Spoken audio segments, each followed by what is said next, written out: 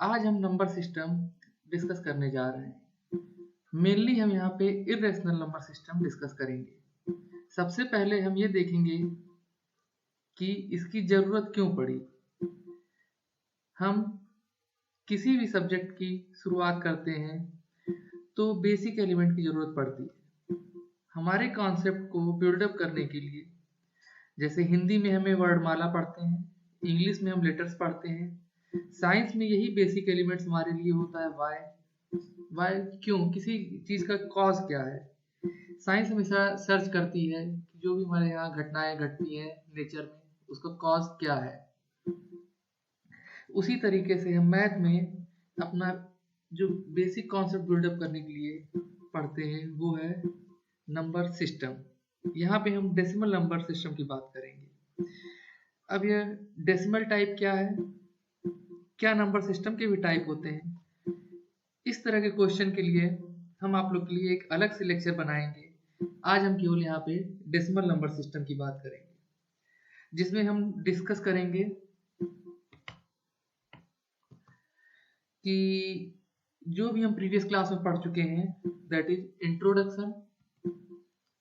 इसमें जो आप नंबर सिस्टम के लिए जो भी बेसिक कॉन्सेप्ट आपका प्रीवियस क्लासेस में बिल्डअप हुआ है उसको डिस्कस करेंगे और रिकॉल करेंगे। उसके बाद हमको जो मेन चीज पढ़ना है इरेशनल नंबर, वो डिस्कस करेंगे। उसके बाद रियल नंबर और उनके डेसिमल एक्सपेंशन क्या होते हैं उसको देखेंगे। देखिए, फिर से यहाँ डेसिमल की बात आई। डेसिमल क्यों मैं फोकस कर रहा हूँ अभी देखते हैं। इसको ऐसे ही अभी दिमाग में रखे रहिएगा। इसके लिए अगर आप लोग और अधिक जानना चाहते हैं तो इसके लिए एक अलग से लेक्चर होगा जो केवल डिफरेंट टाइप्स के नंबर सिस्टम होते हैं उस पर डिस्कस करेंगे हम लोग। जैसे binary number system, octal number system, decimal number system and hexadecimal number क्या होता है। लेकिन अभी के लिए उसको केवल आप एज इट इज रहने दीजिए और डेसिमल नंबर ही सिस्टम समझिए केवल होता है। उसके बाद हम डिस्कस करेंगे representing real numbers on the number line. हम रियल नंबर को कैसे नंबर लाइन पर प्लॉट करते हैं। उसके बाद कौन कौन से ऑपरेशन हम परफॉर्म कर सकते हैं रियल नंबर पर, क्या उनकी आइडेंटिटी होती है, वो सब। उसके बाद laws of exponent for the real number, जो भी इसके लॉज होते हैं। सबसे पहले हम एक इनफाइनाइट लाइन लेते हैं, ठीक है। इसको हम जो है एक बराबर पार्ट में डिवाइड कर देते हैं प्रॉपर डिस्टेंस पे। अब उसके बीच में हम एक जीरो प्लॉट करते हैं और उसके बाद हम देखते हैं हम इक्वल पार्टीशन पे एक एक इंक्रीमेंट करते जाते हैं राइट साइड में। जो भी है यहाँ पे देखते रहिएगा और उसको समझते रहिएगा। जीरो मार्क करने के बाद हम उसको लेफ्ट राइट साइड में बढ़ते हैं और एक इंक्रीमेंट करते हैं। एक इंक्रीमेंट करने पे नंबर लाइन में जो पहला नंबर हमको प्राप्त होता है वो हमारा 1 है। उसके बाद उसमें एक और इंक्रीमेंट करते हैं तो हमें 2, ये याद रखिएगा राइट साइड में हम लोग कंटिन्यू इंक्रीमेंट करते जा रहे हैं। फिर जो भी हमको प्राप्त हुआ नंबर उस पर हम लोग फिर से +1 ऐड किए, हम लोग को क्या मिला 3। अब जैसे ही 3 मिला, अब फाइनली हम क्या करेंगे, हर बार +1 करते जाएंगे। तो ऐसे हमको नंबर इन्फिनिट तक मिलते जाएंगे। टिल देन कहाँ तक, इन्फिनिट तक। जैसे कि हम अब कहेंगे इन्फिनिट क्या है, तो इन्फिनिट मतलब कोई भी आप नंबर बोलेंगे लास्ट में तो उसमें हम कहेंगे एक और जोड़ दीजिए, डेफिनेटली वो नंबर एग्जिस्ट करेगा और हम उसको प्लॉट कर सकते हैं। जैसे ही हम इन्फिनिटी में पहुंचे तो हम देखेंगे कि हमारे पास जो काउंटेबल नंबर्स हैं 1 2 3 4 टिल द इन्फिनिटी, ये हमारे जो कहलाते हैं, this is called our natural number 1 2 3 4 to infinity. अब जैसे ही हम नेचुरल नंबर में जीरो को ऐड कर देते हैं तो ये हमारे हो जाते हैं whole number. Why natural numbers zero is absent. सबसे बड़ा क्वेश्चन कि मतलब जीरो जो है हमारे नेचुरल नंबर में उसको कंसीडर क्यों नहीं किया जाता है। सीधा सा सवाल के लिए सीधा सा सवाल है कि हम अगर आपसे पूछेंगे कि आपके पास कितने मोबाइल हैं, how many mobiles you have, तो आपके पास 2 आंसर हो सकता है। आप कहेंगे नहीं मेरे पास एक भी मोबाइल नहीं है, and the second answer will be I have zero mobile. तो इसके लिए हमारा सेंटेंस कौन सा सही, जीरो मोबाइल है कि हमारे पास एक भी मोबाइल नहीं है? डेफिनेटली हमारे पास एक भी मोबाइल नहीं है, इज अ करेक्ट सेंटेंस। तो नेचुरल नंबर वो नंबर्स होते हैं जिसको हम काउंट कर सकते हैं, नेचर में हमारे एग्जिस्ट करते हैं। जीरो हमारा ऐसा एज सच कभी भी हम अपने रियल लाइफ में बोलने में यूज नहीं करते हैं। So countable number is called natural number, so we does not include zero. Now if we add 0 in the natural number, it becomes a whole number, 0 to infinity. Because by adding the 0, we have lot of options to build so many numbers by using combination of it. अब right side की number line में बात हो गई, अब क्या left side में भी 0 के कुछ एग्जिस्ट करता है? लेट अस सी। अब तक हम क्या कर रहे थे, राइट में एक इंक्रीमेंट करते चले जा रहे थे। अब हम क्या करेंगे, लेफ्ट साइड में एक एक डिक्रीमेंट करते जाएंगे, देखते हैं क्या हमको मिलता है। 0 से जब हम एक डिक्रीमेंट करेंगे तो -1, उसके बाद जैसे ही -1 में डिक्रीमेंट करेंगे -2, एंड इसी तरीके से हमको -3 मिलेगा, and so on till the -infinity. Why till the -infinity? Why we are not considering any exact number? As I have told already in the right side when we are discussing the natural number, कि जब भी हम किसी में कोई भी number आप कहेंगे no sir this is will be the largest number on the number line, I will simply say that please add the one number, please add 1, definitely it will be the natural number and can exist on the number line. So -infinity, because we cannot denote the exact number after this -infinity, the -infinity. So -infinity to +infinity, it is called integer. Be careful here, in the integer we also include the 0, means after whole number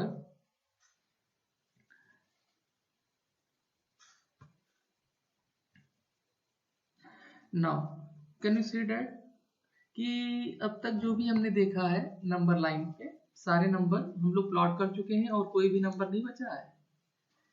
इस चीज को देखने के लिए हम एक portion जो है अपना लेते हैं 1 और 2 के बीच में, उसको हम थोड़ा इलेबोरेट करते हैं, थोड़ा एक्सपेंड करते हैं और फिर देखते हैं। ये हमारी एक नंबर लाइन का एक पार्ट है 1 और 2 के बीच का, ठीक है। अब हम देखते हैं इसमें और कौन से नंबर एग्जिस्ट कर सकते हैं, अगर कर सकते हैं तो वो कौन से नंबर है। देखिए 1.5 1 और 2 के बीच का नंबर है, क्या है 1.5। इट मींस कि नंबर लाइन पे और भी एक ऐसा नंबर है जिसको दैट इज 1.5, और उसको हम अगर फ्रैक्शन फॉर्म में लिखेंगे तो वो 3/2 होगा।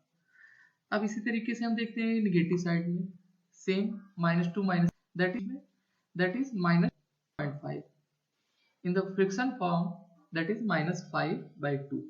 Definitely it will be exist on the number line. Now again between 1 and 2, now we will see again between the number 1.5 and 2, if there is any exist between these two numbers.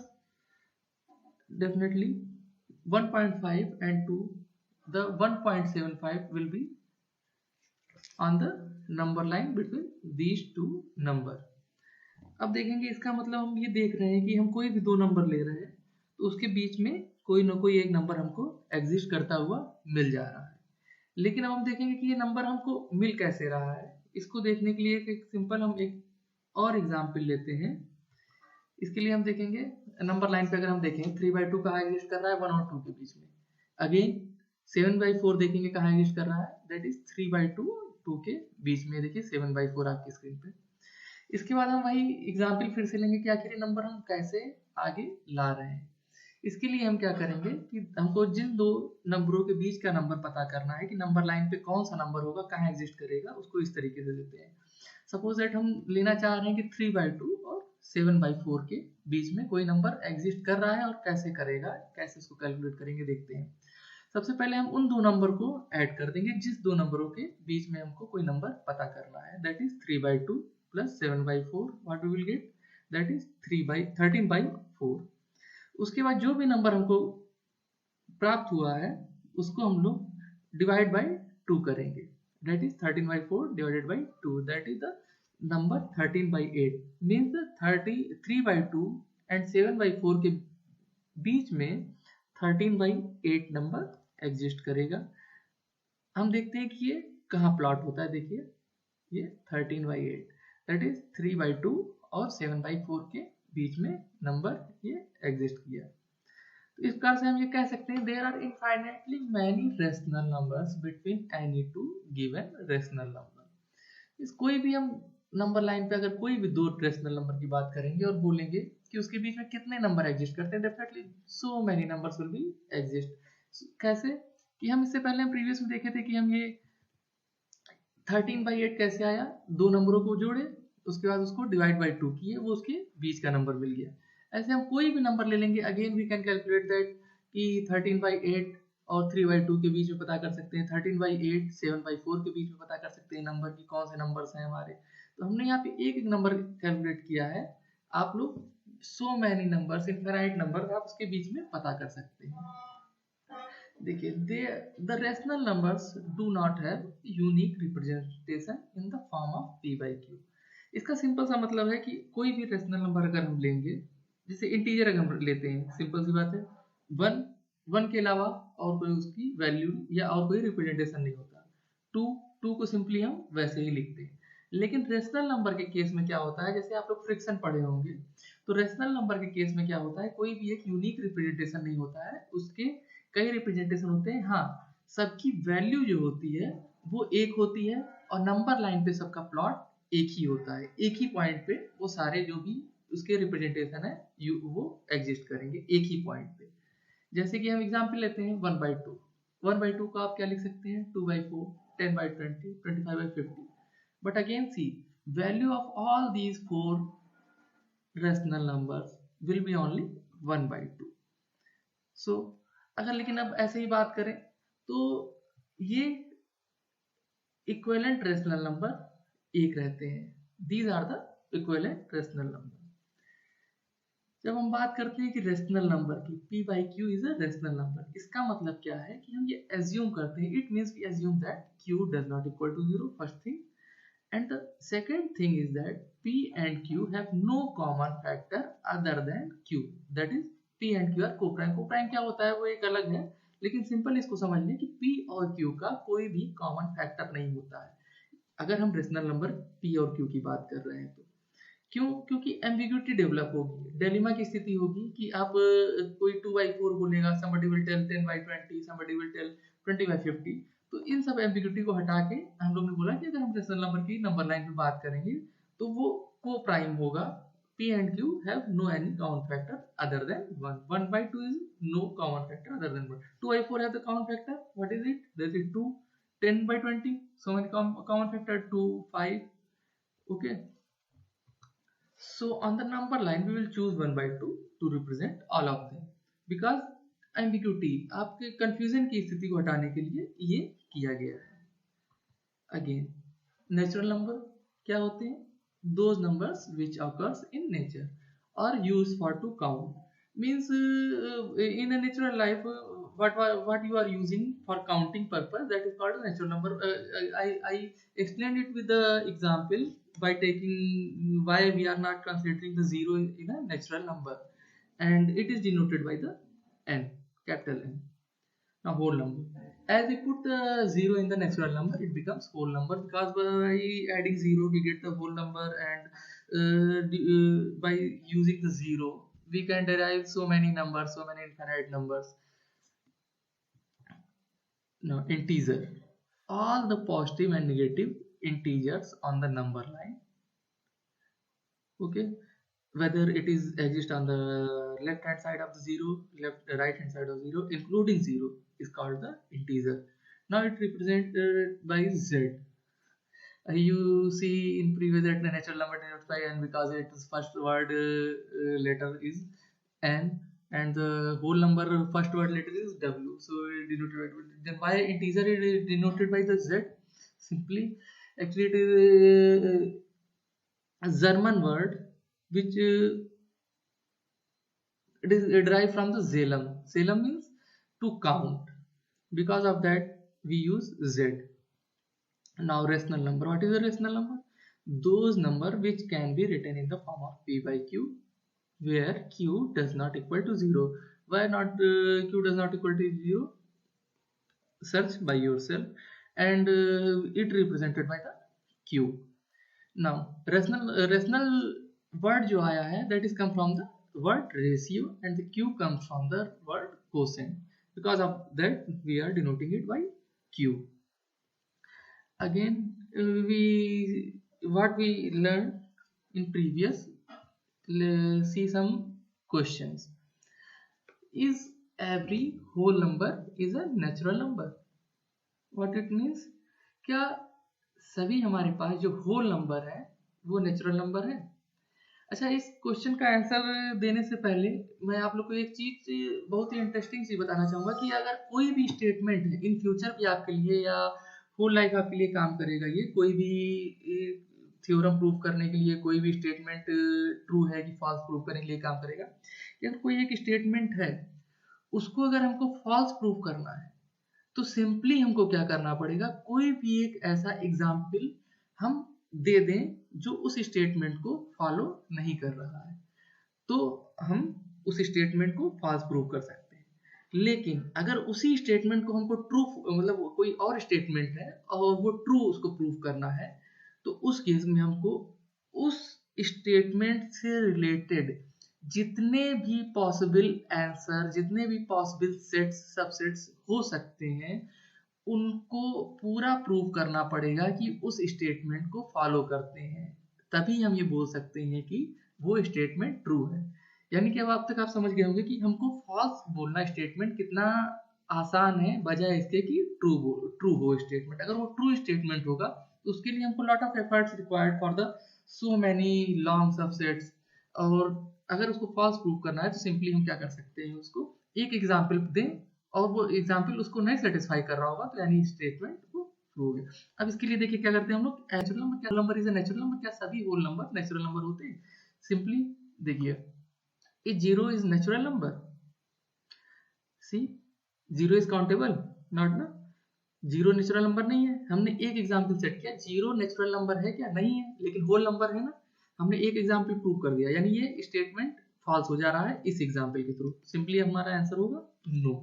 Okay, again every integer is a rational number? Again क्या सभी integer जो है हमारे rational number होते हैं? See watch on the number line, imagine every integer. आप imagine करिए number line पे और सोचिए रेशनल नंबर के लिए। अब देखिए -3 और 2 नॉट अ रेशनल नंबर? क्या -3 और 2 जो है रेशनल नंबर है कि नहीं है? देखिए सिंपली रेशनल नंबर की क्या डेफिनेशन थी, a number which can be written in the form of p by q but should not be equal to 0. Now what is q here? q is nothing ना, we can imagine -3 को हम imagine कर सकते हैं क्या कि -3 by 1, definitely it is equivalent to the -3. -3 by 1, again it is a form of p by q where q is equal to 1. Again 2 के case में क्या है, 2 by 1, 1 क्या है हमारा p by q की फॉर्म में हो गया 2 by 1, so it is rational number. Now हमने कहा था कि अगर ये हमने दो एग्जाम्पल ले लिया, -3 और 2 के लिए ये स्टेटमेंट सेटिस्फाई कर रहा है, लेकिन अब हमको इसको ट्रू बोलना है तो ये एवरी इंटीजर के लिए होना चाहिए। अगर हम इसको फॉल्स अगर ये स्टेटमेंट होता -3 नहीं सेटिस्फाई करता तो हम डेफिनेटली बोल देते कि ये स्टेटमेंट फॉल्स है, क्योंकि यहाँ एवरी की बात हो रही थी। लेकिन अब हमने -3 और 2 के लिए यहाँ प्रूव किया है, तो ये नंबर लाइन में जितने भी इंटीजर है उसके लिए प्रूव होना चाहिए कि ये रेशनल नंबर है कि नहीं है। तो जितने भी इंटीजर होंगे उसको बाई 1 हम लिख सकते हैं, कोई भी integer by 1, so it becomes rational number. तो अगेन क्या है, answer is yes. Now the next question is every rational number is an integer? क्या सभी rational number is an integer? Simply answer is no. आप कोई भी एक example ले लें, 3/2 is a integer? Every rational number बोला गया है, आप कोई भी एक ऐसा रेशनल नंबर उठाइए और प्रूव कर दीजिए कि वो इंटीजर नहीं है। 3/2 हमने उठाया और इंटीजर क्या 3/2 इंटीजर है? नहीं है, डेफिनेटली आंसर इज फॉल्स। अब देखिए जो हमने ये सब तीनों क्वेश्चन इधर देखे थे उसको एक हमने समराइज किया है, एक वेन डायग्राम आप बोल सकते हैं या कोई भी डायग्राम इसको बोल सकते हैं, जिसमें ये सर्किल डिनोट कर रहे हैं। ब्लैक सर्किल जो डिनोट कर रहा है ये नेचुरल नंबर्स हैं। इसमें इस चीज को ध्यान से देखिएगा, जो ब्लैक सर्किल डिनोट कर रहा है वो नेचुरल नंबर है और जो रेड सर्किल डिनोट कर रहा है वो आपका होल नंबर है। उसके बाद ग्रीन सर्किल जो डिनोट कर रहा है वो है आपका इंटीजर। उसके बाद ब्लू सर्किल जो है outer most circle is blue, that is आपका रेशनल नंबर। तो अब इससे हमको क्या मिलेगा देखिएगा कि जो भी बड़ा सर्किल है वो अंदर वाले को कवर कर रहा है, तो यानी कि हम बोल सकते हैं कि सभी अंदर वाली चीज बाहर वाली है। इस चीज को ध्यान सुनिएगा, every inside things is outside equal in is outside thing. इस चीज को देखिएगा, जैसे अब नेचुरल नंबर है, सभी नेचुरल नंबर क्या होल नंबर है? देखिए डेफिनेटली जब वो अंदर आ रहा है हम यहाँ देखेंगे कि उसके अंदर आ रहा है तो वो स्टेटमेंट ट्रू हो जाएगा। लेकिन अगर वही बोला जाए कि क्या सभी होल नंबर नेचुरल नंबर है, देखिएगा यहाँ पे अपोजिट हो जा रहा है, सभी होल नंबर नेचुरल नंबर है, नेचुरल नंबर अंदर है, तो यानी स्टेटमेंट सिंपल फॉल्स हो जाएगा। तो यहाँ से देखिए आपके क्वेश्चन कैसे कैसे बनेंगे, आप इसको विद इन सेकंड कैसे जवाब दे सकते हैं कि सभी नेचुरल नंबर होल नंबर है, नेचुरल नंबर अंदर, यानी कि नेचुरल नंबर सभी नंबर होगा, चाहे वो रेशनल नंबर भी होगा, इंटीजर भी होगा, होल नंबर भी होगा, क्योंकि ये सबके अंदर है। उसके बाद हमारा आया होल नंबर। होल नंबर क्या है? होल नंबर हमारा इंटीजर होगा, रेशनल नंबर होगा, लेकिन सभी होल नंबर नेचुरल नंबर नहीं होंगे। ठीक है, अब इसी तरीके से आप इंटीजर पे आ जाइए, सभी इंटीजर रेशनल नंबर होंगे, लेकिन सभी इंटीजर होल नंबर नहीं होंगे, सभी इंटीजर नेचुरल नंबर नहीं होंगे। और बाहर की बात करें रेशनल नंबर, अब रेशनल नंबर जो है सभी रेशनल नंबर इंटीजर नहीं होंगे, सभी रेशनल नंबर होल नंबर नहीं होंगे, सभी रेशनल नंबर नेचुरल नंबर नहीं होंगे। यानी आप बाहर से अंदर की तरफ जाएंगे तो वो नहीं होगा, बाहर अंदर से बाहर की तरफ आएंगे तो वो होगा। इस चीज को दिमाग में बैठा लीजिएगा। Now again question, is zero rational number? Question, zero क्या रेशनल नंबर है? रेशनल नंबर के अगर हम डिफिनेशन दिखाना चाहेंगे, rational number Q, those numbers which can be written in the form of p by q where q does not equal to 0, rational number ratio. ठीक है, तो आप इसको सोचिएगा कि क्या सभी क्या जीरो जो है रेशनल नंबर है। और next question, find 6 rational numbers between 3 and 4। जो हमने पहले बताया था आपको कि कैसे किसी दो नंबर के बीच में रेशनल नंबर पता करेंगे है कि नहीं है, वो क्या है, find 6 rational numbers between 3 and 4।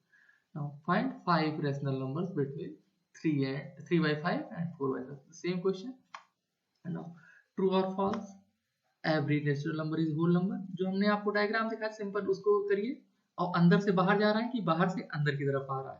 बाहर से अंदर की तरफ जाएगा तो वो नहीं होगा, अंदर से बाहर की तरफ आएगा तो वो होगा। इस चीज को कंसीडर करके आप इसका आंसर सोचिएगा और लिखिएगा।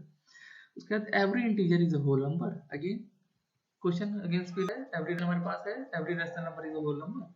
इसका आंसर भी आप लोग सोचिएगा और दीजिएगा, हम नेक्स्ट टाइम आपसे पूछेंगे। अब जो हमारा आता है इरेशनल नंबर। इरेशनल नंबर क्या है? अ नंबर, कोई भी नंबर ऐसा है is called irrational if it cannot be written in the form of p by q। You will see that in previous you have been seen कि जो भी हम p by q के form में लिख सकते हैं वो रेशनल नंबर। यहाँ पे देखिए, a number s is called irrational if it cannot be written in the form of p by q। अगर उसको हम p by q के फॉर्म में नहीं लिख सकते हैं तो वो इरेशनल नंबर होगा, where p and q जो है integer and q should not be equal to 0। और इसी को हम अगर दूसरे वे में बोले तो ये एक और जो सिंपल करके मैंने इसको डेफिनेशन को आपको बताया है, such numbers which having not terminating as well as not repeating decimal numbers is called irrational number. Okay, कि ऐसे डेसिमल नंबर्स, डेफिनेटली कोई फ्रैक्शन होगा तो डेसिमल में भी होगा। अब ऐसे डेसिमल नंबर जो कि डेसिमल के बाद नॉट टर्मिनेटिंग यानी कंटिन्यू बढ़ते चले जा रहे 1 2 5 7 8 9 और एलवेज नॉट रिपीटिंग, उनका कोई भी पैटर्न रिपीट नहीं कर रहा है। Let us suppose that 3.010101 continuous 0 is repeating, 3.3333 continue repeating. It is not it is a irrational number. It is not irrational. Irrational के लिए दोनों चीज सेटिस्फाई होनी चाहिए, नॉट टर्मिनेटिंग होना चाहिए और साथ ही साथ नॉट रिपीटिंग डेसिमल नंबर, वो irrational नंबर कहता है। Example √2 √3, when we will see expansion of the √2 √3, it will definitely goes not terminating and not repeating decimal numbers after the decimal. इस सिनेरियो में हमारा पाई आता है। पाई का जब आप एक्सपेंशन देखेंगे तो अब तक टिल नाउ मतलब अभी पाई का कोई एक्सपेंशन कंटिन्यू हुआ है तो आप कोई भी डेसिमल पैटर्न रिपीट करता हुआ नहीं मिलेगा और ये कहीं भी टर्मिनेट नहीं होता, इसकी वैल्यू कंटिन्यू नॉन टर्मिनेट अभी निकाली जा रही है। Again you can see that 0.010010001 continue ये सीरीज अगर चलती रहेगी तो ये नॉन टर्मिनेटिंग है, नॉट रिपीटिंग है। This is called the irrational number. And real number. What is a real number? Again, collection of all the rational numbers and the irrational numbers is called the real number. Till now what we are seeing that rational number combines all the natural number, whole number and integer. But the irrational number is another part of this, and whole rational number and irrational number combined makes it real number. Now, is irrational number, again question is my √2 √3 pi is irrational number can also be stay on the number line, means can we plot the irrational number on the number line? The definitely think question is, and the answer is yes, but how we will see in the presentation. Now see, we have seen this pictures, circles, natural whole number and integer and the rational number. Now this is the our irrational number, that is another thing. The whole makes the real number. This is called our real number and irrational number scenario. Now what we have discussed is the simply what you learned in the previous classes. Now in the next lecture we will see the irrational properties of the irrational, how we expand it, how we plot it on the number line, and हम उसके कौन कौन से उस पे operation perform कर सकते हैं ये देखेंगे। लेकिन जो हमने आपको क्वेश्चन दिया है उसको नेक्स्ट टाइम में हम नेक्स्ट उसमें डिस्कस करेंगे, उसको आप लोग सॉल्व करिएगा और अपने आंसर मैच कराइए।